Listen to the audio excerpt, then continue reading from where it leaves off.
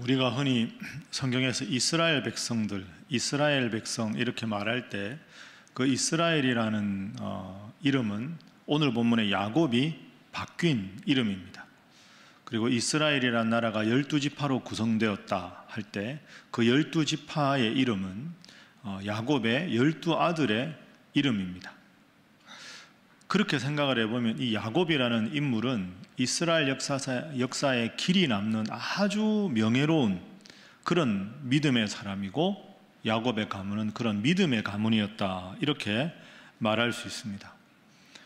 그 야곱 하면 이야, 이스라엘이라는 이름 대단히 유명하고 역사에 길이 남는 화려한 가문, 화려한 이름, 이렇게 생각하는데, 사실 성경을 자세히 읽어보면 야곱은 겉으로는 그렇게 화려해 보이고 대단해 보였지만 속으로는 그렇지가 않았습니다.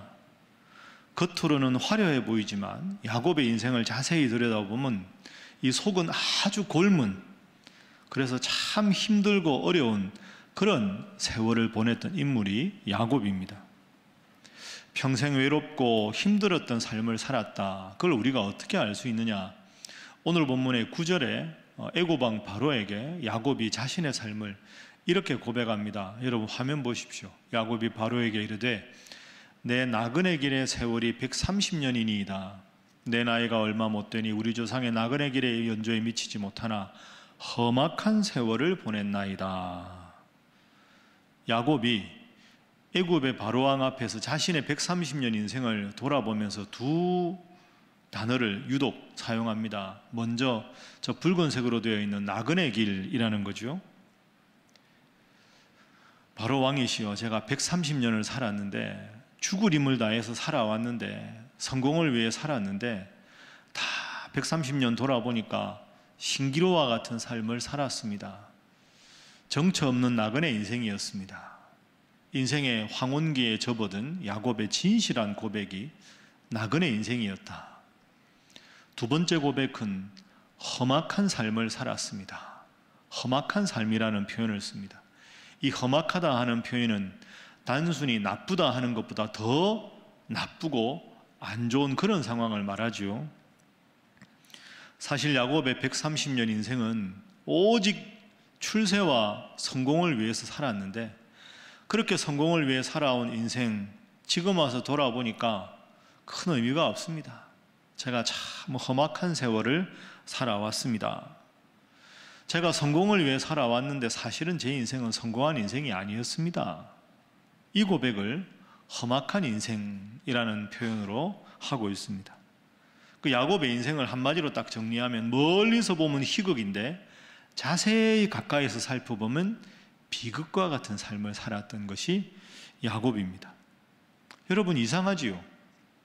이스라엘이라는 나라의 선조가 되었고 4명의 아내가 있었고 12명의 아들들이 있었고 수많은 육축과 하인들을 거느린 대단한 부자였습니다. 그렇게 대단한 명성과 부를 다 쌓았는데 정작 야곱은 스스로의 삶에 대해서 험악한 세월, 나그네 인생입니다, 이렇게 고백을 하고 있습니다. 이게 참 이상하죠. 이번 주가 이제 설 명절입니다. 인생의 행복이 무엇인가? 또 가족들과 함께 만나거나 가족들과 모처럼 이렇게 반가운 목소리로 연락을 하고 덕담을 하는 그런 때인데, 과연 인생의 행복이 무엇인가? 어떻게 하면 인생을 행복하게 사는 것인가? 그리고 인생의 행복에서 내 살아가는 가족들은 어떤 의미가 있는가? 오늘은 인생의 행복과 가족의 의미에 대해서 한번 살펴보도록 하겠습니다. 자, 야곱의 인생을 나눠보면 3가지 결정적인 장면이 등장합니다. 그 3가지 장면을 제가 지금 여러분들과 함께 나누면서 오늘 주제를 생각해 보도록 하겠습니다. 야곱의 인생의 첫 번째 결정적인 장면은 거룩한 욕심이지만 그러나 외로운 나그네 인생의 삶을 첫 번째 인생의 단계에서 살았습니다. 여러분 잘 아시는 대로 야곱은 그 아버지가 이삭이고 어머니가 리브가입니다. 그러니까 이삭과 리브가 사이에 쌍둥이가 태어났는데, 쌍둥이 형이 누굽니까? 에서. 쌍둥이 동생이 바로 오늘 본문의 야곱입니다. 그런데 그 당시에는 하나님께서 큰아들에게 아버지를 통해서 엄청난 복을 주실 그럴 때 아닙니까? 이삭이 이제 나이가 많아서 눈이 침침해졌을 때 어느 날 큰아들 에서를 부릅니다. 에서야, 내가 하나님께서 이 아비를 통해서 큰아들에게, 장자에게 주는 큰 복을 너에게 줄 테니까 너는 사냥꾼이니 나가서 좋은 가축을 사냥을 해다가 아버지가 좋아하는 요리를 만들어라. 그러면 내가 그것을 즐겁게 먹고 너를 위해서 하나님을 대신해서 큰 복을 주겠다. 에서가 너무너무 기뻤습니다. 신나게 사냥을 하러 갔죠. 그런데 그 사이에 아내였던 리브가가 살짝 그 말을 엿듣습니다. 그리고는 리브가는 사냥하는 에서보다 집에서 자신을 돕는 야곱을 더 편애하는 어머니였거든요. 야곱을 부릅니다. 야곱아, 아버지가 지금 형이 돌아오면 하나님을 대신해서 큰 복을 주실 것이다. 그러니 내가 비록 동생이지만 형이 받을 그 장자의 복을 가로채라. 이렇게 이야기합니다. 근데 문제는 에서는 아주 남성적이고 털이 많고 이랬는데 이 야곱은 전혀 그렇지가 않습니다. 그래서 이 어머니 리브가와 그리고 아들 야곱 사이에서 이제 계략을 꾸미지요. 눈이 침침한 아버지 이삭을 속이기 위해서 야곱은 형 에서가 입던 옷을 입고 털이 많은 에서처럼 보이기 위해서 그 야곱의 매끈한 손과 목에다가 염소 새끼 가죽을 바릅니다. 그럼 눈이 침침한 아버지가 만져보면 아, 에서구나 하고 분명히 확인할 수 있게 되는 거죠. 그렇게 해서 그 계략에 성공을 합니다. 그래서 에서가 사냥을 하러 간 사이에 야곱이 에서인 것처럼 변장을 해서 형이 받아야 될 복을 가로챕니다. 여기까지는 좋았는데 형이 돌아오면 후환이 두렵지 않습니까? 그래서 야곱은 저 멀리 외삼촌 라반의 집으로 형의 보복을 피해서 도망을 갑니다. 자, 그런데 이게 참 슬픈 일입니다. 하나님께서 주실 복을 가로챘다는 면에서는 야곱은 다행이라고 생각할지 모르지만 형의 보복을 피해서 아버지 이삭과 어머니 리브가를 피해서 외삼촌 라반의 집으로 도망을 가는데 이것이 부모님과 생이별이 됩니다. 이때 도망을 가서 야곱은 아버지 어머니를 다시는 만나 뵙지를 못합니다. 그리고 형 에서는 이 일로 아주 분개하지요. 그래서 20년 동안 형에게 찾아오지를 못합니다. 여러분, 이걸 한번 가만히 생각해 보십시오. 하나님께 받을 복은 받았지만 아버지와 어머니와 생이별을 합니다. 그리고 하나밖에 없는 형제인 형과는 20년간 원수로 지냅니다. 과연 이게 행복한 것일까요? 이걸 과연 행복한 선택이라고 할 수 있을까요? 거룩한 욕심을 부렸지만 외롭고 처량한 인생이 되었다. 이것이 야곱 인생의 첫 번째 결정적인 장면입니다. 자, 두 번째 장면은 이제 외삼촌 라반의 집에 갔을 때입니다. 가장 고생을 하지요. 그러나 거기서 열심히 일을 해서 자수성가합니다.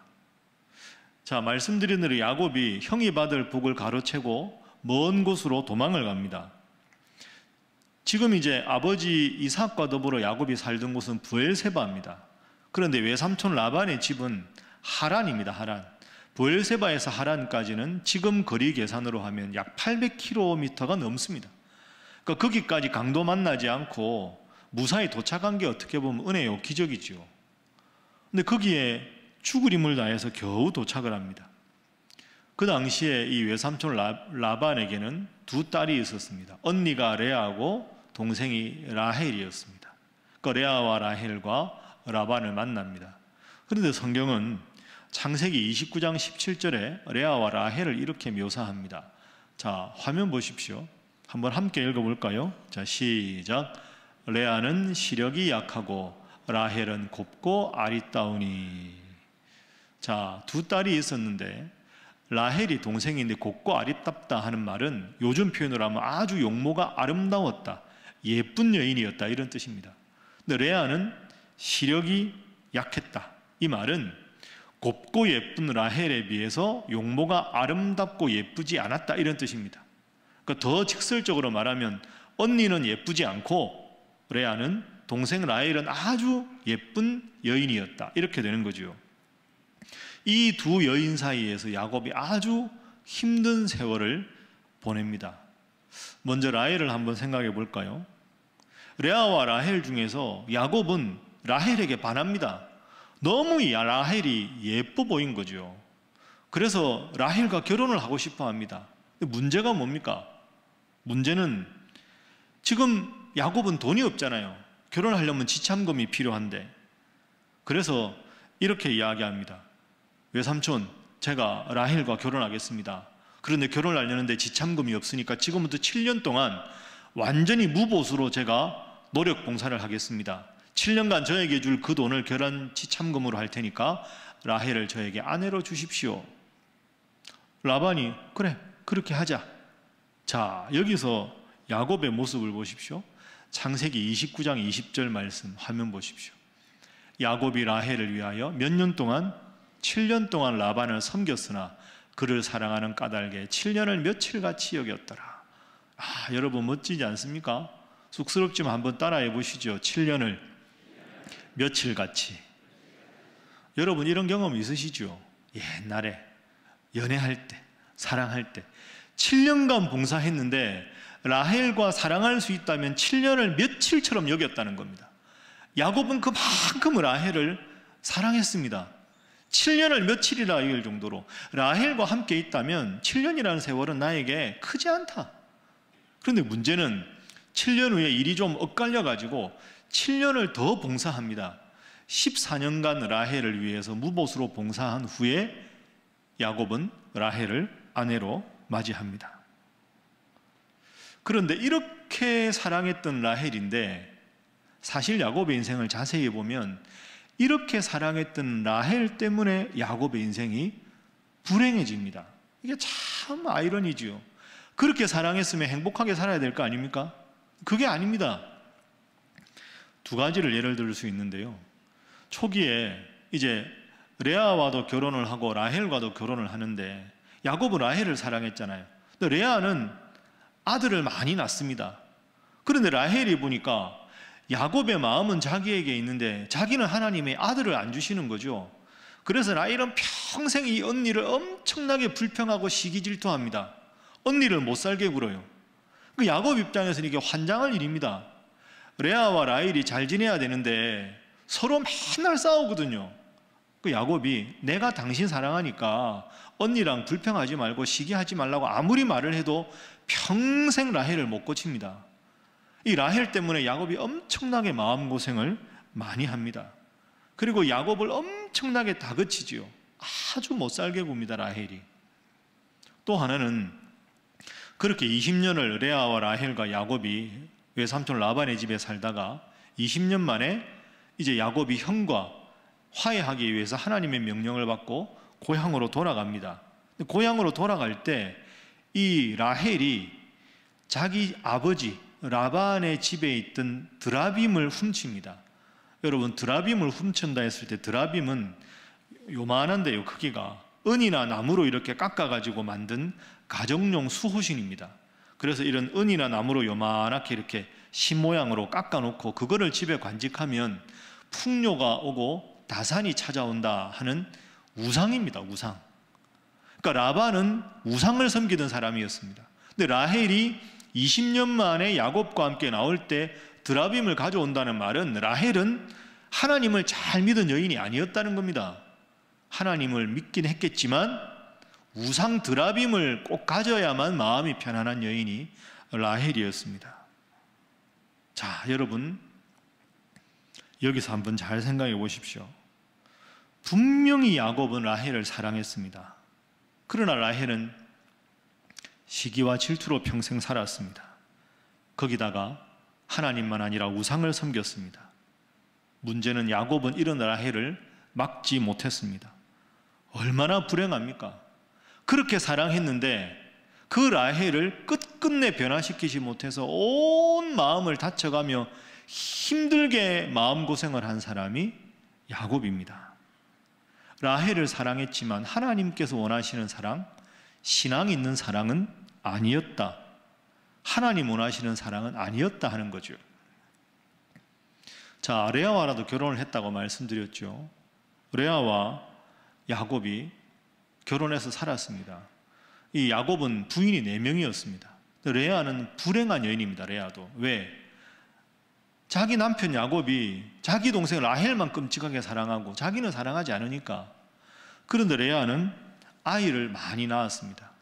그렇지만 레아와 라헬이 평생 라이벌 관계였죠. 동생보다 훨씬 많은 아들을 낳고 첫 부인이었지만 남편 야곱의 사랑을 받지 못했습니다. 서러워서 눈물로 평생 지새운 삶이, 그 가엾은 여인의 삶이 레아의 삶이었습니다. 그런데 여기서 반전이 하나 일어납니다. 창세기를 자세히 읽어보면 창세기 49장 맨 마지막에 야곱이 죽을 때 유언처럼 이렇게 합니다. 나를 레아 곁에 묻어다오. 여러분 잘 생각해 보시오. 이 두 관계를. 야곱이 그렇게 사랑했던 여인은 라헬이었는데 그 질투의 여자는 혼자 묻힙니다. 마지막 죽어가는 순간에 나를 라헬이 아니라 레아 곁에 묻어다오. 이게 무슨 뜻일까요? 레아가 좋았다. 레아가 결국 아름다웠다. 자, 여러분 이게 야곱의 인생의 두 번째 모습입니다. 라헬을 사랑했지만 라헬을 영적으로 제대로 지도하지 못해서 평생 아파했던, 힘들게 했던 야곱. 레아는 야곱에게 평생 아들을 많이 낳아주었지만 아무런 사랑의 감정도 느끼지 못하고, 그러나 마지막에는 레아 곁에 야곱이 묻힙니다. 물론 야곱에게는 2명의 아내가 더 있었습니다. 그리고 12명의 아들도 있었습니다. 그런데 가장 야곱이 힘들고 어려울 때 이 4명의 아내도 12명의 아들도 수많은 재산도 아무런 도움이 되지 못했습니다. 자, 그 결정적인 세 번째 장면, 저와 지금부터 한번 살펴보겠습니다. 세 번째 장면은 겉으로는 행복해 보였지만, 많은 것을 누렸지만 속으로는 점점 외로워서 지쳐가는 야곱의 인생입니다. 20년을 외삼촌 라반의 집에서 천신만고 끝에 자수성가해서 많은 것을 이룬 야곱에게 하나님께서 어느 날 말씀하셨습니다. 이제는 내가 너를 형 에서에게 보내겠다. 돌아가라. 그래서 에서와 화해하기 위해서 20년 만에 고향으로 갑니다. 자, 20년 만에 고향으로 가는 야곱의 마음이 얼마나 설렜을까요? 근데 한편으로 얼마나 불안했을까요? 아버지 어머니 돌아가시고 안 계셨을 텐데, 이제 안 계실 텐데, 형이 과연 내 과거의 잘못을 용서해 줄까? 형이 만약에 지금까지 나에게 분을 가지고 있으면 어떡하나? 그런 불안한 마음이 있겠죠. 고향에 가는 설렘과 함께 형에 대한 불안함, 두려움, 이 두 가지가 함께 있었습니다. 그래서 고향을 가다가 그 자신의 종 하나를 보냅니다. 자, 에서가 지금 어떻게 하고 있는지 한번 확인을 해보거라 하고는 동생을 이 종을 하나 보내는데요. 종이 먼저 가서 돌아와서 야곱에게 이렇게 보고합니다. 창세기 32장 6절 말씀을 화면으로 보십시오. 사자들이, 종들이 야곱에게 돌아와 이르되 우리가 주인의 형 에서에게 이른즉 그가 400명을 거느리고 주인을 만나려고 오더이다. 깜짝 놀랍니다. 야곱이 400명을 거느리고 왔다. 아이고 큰일 났다. 400명을 데리고 온다는 게 무슨 뜻일까요? 한판 붙자. 야곱은 이렇게 해석한 겁니다. 너 20년 전에 나를 속이고 도망갔지. 내가 널 가만둘 줄 아느냐? 400명을 데리고 와서 일대 한번 전쟁을 해보겠다. 이렇게 지금 야곱은 에서의 마음을 읽은 겁니다. 야곱이 괴로웠습니다. 힘들었겠죠. 하나님께서 가라고 해서 오는 길이긴 하지만 야, 이거 큰일 났다. 이래서 여기서 또 전쟁 나서 우리 가족들 나까지 다 죽으면 어떡하나. 절대절명의 위기 상황입니다. 그런데 참 야곱이 대단하죠. 꾀가 많은 사람입니다. 이렇게 죽음을 앞두고 있는 위기 상황에서도 꾀를 냅니다. 야곱이 기가 막힌 사람입니다. 자, 여러분 보십시오. 그 다음 절 창세기 32장 7절 한번 보시죠. 보시면 야곱이 심히 두렵고 답답하여 자기와 함께한 동행자와 양과 소와 낙대를 두 떼로 나누었다. 왜 두 떼로 나누었을까요? 한꺼번에 가면 되는데 앞에 한 떼를 두고 한참 뒤에 한 떼를 가게 하는 겁니다. 이게 무슨 뜻입니까? 에서가 와서 저 야곱의 일행이다 그래서 그 앞에 있는 떼를 다 치는 사이에 뒤에 있는 모든 육축들을 데리고 도망가겠다는 뜻입니다. 야곱은 어디 있었을까요? 당연히 뒤에 있었죠. 앞에 있는 육축들하고 종들 죽더라도 나는 살겠다. 그래서 두 떼로 나눈 겁니다. 여기서 그치지 않습니다. 두 떼로 나눈 다음에 그 많은 육축들 중에서 또 550마리를 선별해서 예물을 또 세 떼로 나눕니다. 그러면 에서가 보다가 한 떼가 올 거 아닙니까? 너희 뭐냐? 예, 저희는 야곱의 종들입니다. 야곱 주인께서 형님 만나면 드리라고 선물이라고 주셨습니다. 예물 한 떼. 그러면 에서 마음이 좀 풀리겠죠. 두 번째 가다가 너 뭐냐? 예, 저희 선물입니다. 또 마음이 풀리겠죠. 마지막 세 번째 선물까지 받고 제일 뒤에 야곱이 있는 겁니다. 그 야곱이 지금 하나하나 꾀를 쓰는 거죠. 결정적으로 자세히 읽어보면 야곱이 마지막까지 꾀를 씁니다. 이 참 표현이 좀 그런데요. 가족들 중에서 만약에 에서가 그래도 화가 나서 그 육축들 다 죽이고 선물도 아랑곳하지 않고 내가 야곱 죽이겠다 하고 끝까지 추격을 하면 다 죽을 거 아닙니까? 제일 뒤에 야곱의 가족들을 딱 배치하는데 이 표현이 그런데 야곱의 아내들과 아들들 중에서 죽어도 덜 아까운 아내와 가족들을 앞에 세웁니다. 그리고 딱 이렇게 무리를. 그럼 야곱 제일 앞에 누굴까요? 제일 뒤에 라헬이 있습니다. 여기 라헬은 사랑했으니까. 그러니까 앞에 있는 아들들하고 아내들은 설령 죽어도 미안하지만 안타깝지만 할 수 없다. 그런 사람들부터 다 해서 맨 마지막에 라헬과 라헬의 아들들. 제일 뒤에 누굴까요? 야곱입니다. 다 죽어도 나는 도망가겠다. 무서운 사람이죠. 대단한 꾀가 있습니다. 그렇게 모든 재물들과 가족들을 다 야복강 나루트를 지나가게 합니다. 다 지나가게 하니까 누구만 남았습니까? 야곱만 남았습니다. 자, 본문 확인하겠습니다. 창세기 32장 24절입니다. 한번 따라 해보시죠. 저를 따라해 보시죠. 야곱은 홀로 남았더니. 다시 합니다. 야곱은 홀로 남았더니. 여러분, 저 32장 4절을 어떻게 읽으십니까? 제가 지금까지 설명드린 대로 야곱이 꾀가 대단하다 이렇게 읽을 수도 있지만 저는 이 말씀을 준비하다가 저 구절이 참 서글펐습니다. 결국 인생은 혼자다. 과연 야곱이 행복했을까? 20년간 자수성가해서 그 많은 종들과 그 많은 육축들과 10명이 넘는 아들들과 4명의 아내들을 그 엄청난 무리를 거느렸지만 형이 나를 죽이면 어떡할까? 형이 지금도 나를 향해서 원한을 갚으려고 달려오면 어떡할까? 제일 인생에 불안하고 걱정스러워서 불면의 밤을 보내고 있는 그 순간에 야곱의 곁에는 한 명도 없었습니다. 아내도 없었고 아들도 없었고 평생을 섬긴 종들도 없었습니다. 야곱은 홀로 남았다. 제일 힘들 때 그의 마음에 벗이 될 수 있는 누군가도 가지지 못했다. 여러분, 야곱이 과연 행복한 인생을 살았을까요? 아내도 아들들도 평생을 섬긴 종들도 저는 남겠습니다. 제가 아버지 섬기겠습니다. 여보, 당신 곁에 내가 있을 거야. 당신이 죽으라면 내가 먼저 죽을게.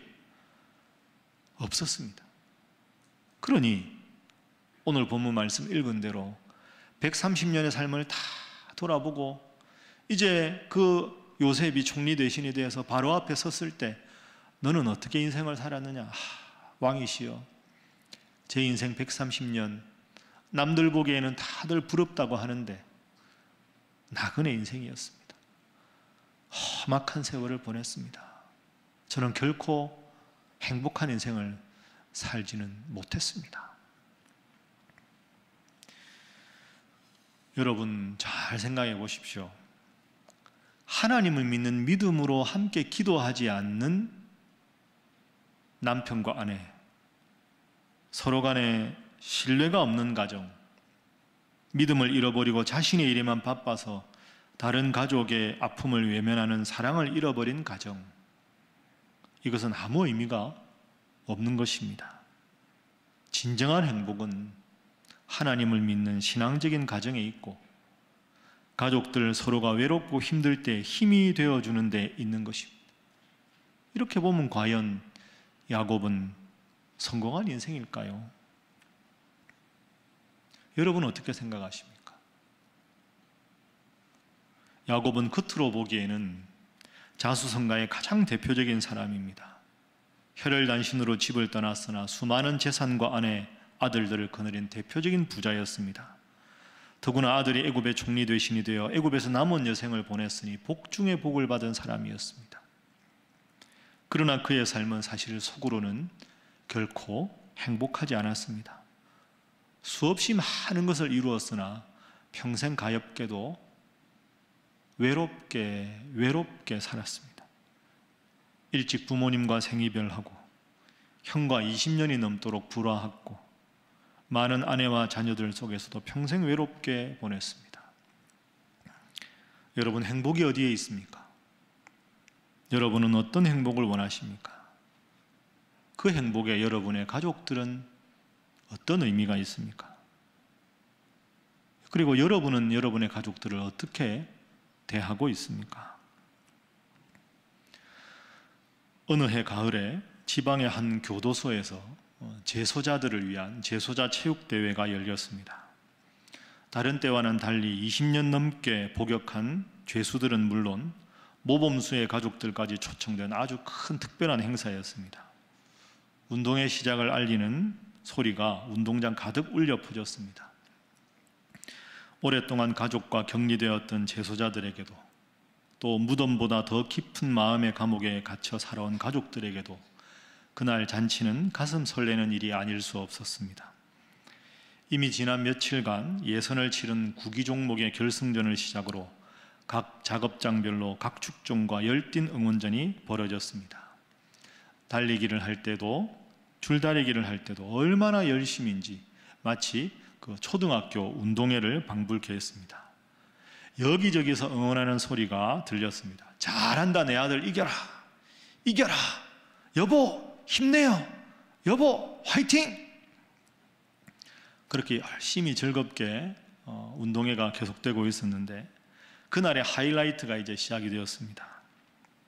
그날의 하이라이트는 효도관광 달리기 대회였습니다. 효도관광 달리기 대회. 여러분 뭘까요? 출발선에서부터 부모님을 등에 업고 운동장을 한 바퀴 돌아오는 것이 효도관광 달리기 대회였습니다. 그런데 그 참가자들이 하나둘 출발선에 모입니다.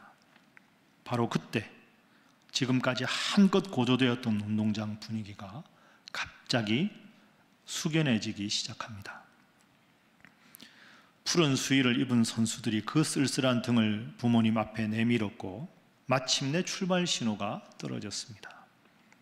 그렇지만 온 힘을 다해 달리는 주자들은 아무도 없었습니다. 아들의 눈물을 훔쳐주느라 당신 눈가에 눈물을 닦지 못하는 어머니, 아들의 축 처진 등이 안쓰러워 차마 업히지 못하는 아버지, 교도소 운동장은 이내 울음바다로 변해버렸습니다. 아니, 서로가 고린 지점에 조금이라도 늦게 들어가려고 애를 쓰는 듯한 이상한 경주가 되었습니다. 여러분, 그 광경을 한번 상상해 보십시오. 자신의 등을 내미는 것도 그 등에 업히는 것도 참으로 쑥스러운 일이었습니다. 그런데 그 등을 돌려드는 순간 그래도 사랑하는 내 자식의 등이요, 그동안의 불효에 죄송해서 부모님을 등에 업으며 눈물을 흘리는 아들과 그 아들의 등에 업힌 부모님의 눈물이 그 자리에 있었습니다.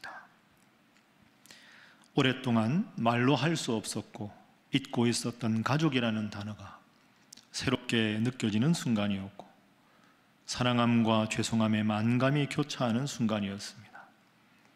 그리움과 미안함, 죄송함으로 그들은 앞서기를 양보하며 열심 눈물을 훔치는 감동의 달리기 경주가 되었습니다. 사랑하는 우리 신일교회 성도 여러분, 설 명절 기간입니다. 그리고 결국 남는 것은 가족입니다. 다 가져도, 겉으로 보일 때 화려해도 그것이 무슨 소용이 있겠습니까? 야곱은 다른 사람들이 보기에는 자수성가한 모범 사례일지 모르지만 과연 야곱이 행복했을까요? 가장 가까운 가족들과 함께 있어도 가장 결정적인 순간에 홀로 그 큰 문제를 씨름할 수밖에 없었던 야곱이었다면 그 야곱의 인생을 우리는 결코 행복한 인생이라고 말하기는 어려울 것입니다. 여러분, 우리 모두는 하나님을 믿는 사람들입니다. 하나님은 그럼에도 불구하고 우리를 사랑하셨습니다. 우리가 사랑받을 만한 자격을 갖추었기에 하나님 우리를 사랑하시는 것이 결코 아닙니다. 그럼 우리가 어떻게 해야 하겠습니까? 가족들과 화해하시고 다 용서하시고 다 풀어버리시고 그렇게 지내십시오. 인생의 마지막 순간에 눈물 쏟으며 후회하지 마시고 하나님 믿는 여러분이 먼저 용서하시고 먼저 화해하시고 먼저 사랑한다고 말씀하시고 잘 지내십시오.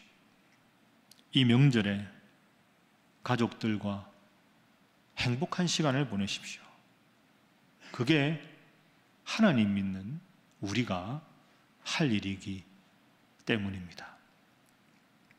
기도하겠습니다. 사랑의 하나님, 오늘 야곱의 인생을 통하여 우리에게 가족의 의미, 신앙의 의미를 다시 한번 깨닫게 해주시니 감사합니다. 한 번뿐인 인생인데 과연 나는 무엇을 위해 살아가고 있는지, 과연 나는 가족들을 어떻게 사랑하고 있는지, 과연 무엇을 위해 요즘 내 삶을 살아가고 있는지 깊이 돌아봅니다. 하나님께서는 천지 창조 후에 맨 먼저 가정을 주셨고 또 마지막 심판도 예수님을 신랑으로 저희를 신부로 하여 한 가족으로 맺어 주셨는데 하나님, 우리의 가정이 작은 천국이 되게 해주시고 내가 먼저 사랑하고 용서하고 배려하는 사람이 되어 정말로 우리 신일 성도들의 가정이 하나님 믿는 믿음 안에 행복하고 사랑이 넘치는 가정이 되게 하여 주옵소서. 예수님의 이름으로 기도하옵나이다. 아멘.